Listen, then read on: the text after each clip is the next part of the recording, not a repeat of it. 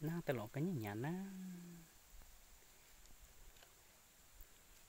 lộ cái nhẫn với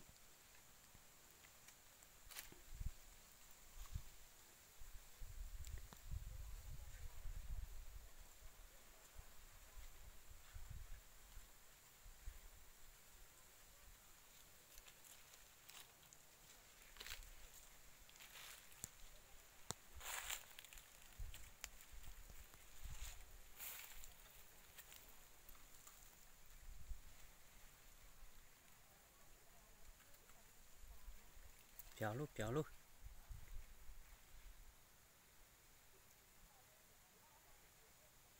ham kéo xưa luôn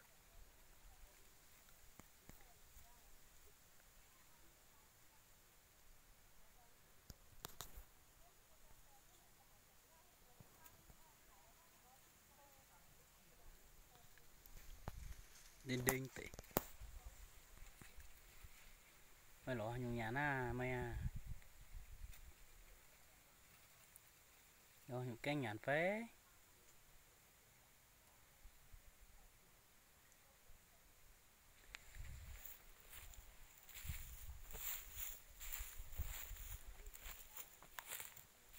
cái gì luôn